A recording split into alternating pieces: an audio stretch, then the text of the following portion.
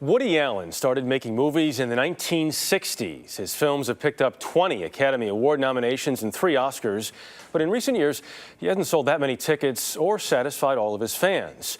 But today, all of a sudden, Woody Allen has his biggest hit in 25 years, a movie called Midnight in Paris.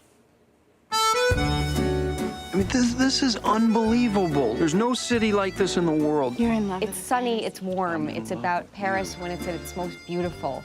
It's something that people just are drawn to because they want to be entertained. I always say that I was born too late.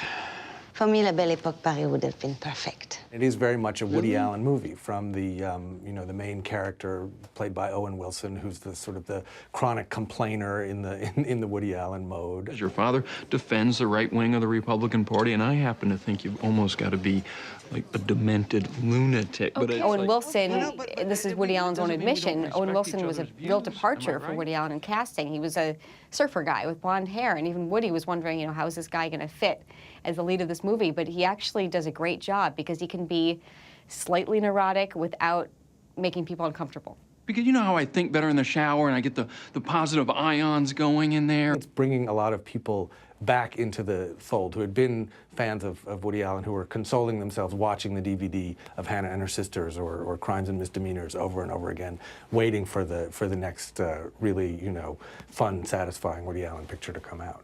In his 4 decades of filmmaking, Woody Allen has made more than 40 films, covering a broad spectrum, from slapstick comedies like Sleeper and Love and Death. Well, I got a perfect build for clothes. I'm a 28 dwarf. To a film that many call the modern standard for romantic comedy, Annie Hall. I don't know. I wasn't.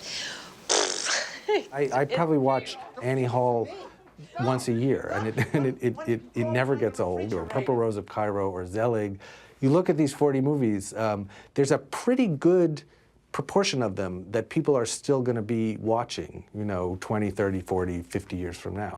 But not all are classics. Allen has also had his fair share of critical and commercial failures. Whatever Works, Curse of the Jade Scorpion, You'll Meet a Tall Dark Stranger. I think the ones that tend to bother me more are the ones from the past decade where it just feels like it's kind of phoning it in and doing the same old stuff again and again. We can't do this. In the last decade, Allen's received great praise for Match Point and Vicky Cristina Barcelona. After all, I have thoughts of killing you. Yet, like most Woody Allen movies, they failed to generate huge box office numbers. Oh, my sister. Hannah and Her Sisters, his highest-grossing film, made just $40 million. Now, Midnight in Paris is striking a chord with audiences. Very perplexing situation.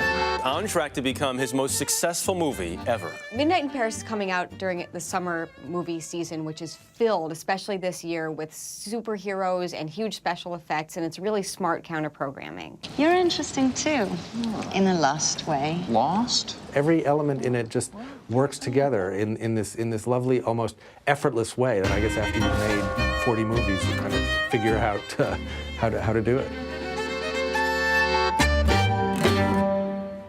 And he keeps churning them out year after year. Woody Allen's already filming his next movie in Rome this summer. The stars are Penelope Cruz, Alec Baldwin, and Woody Allen himself. If you're in one of his movies, you always get to travel to a great location to shoot. We should do it. Right? Let's do this. Let's get on that. The invitation.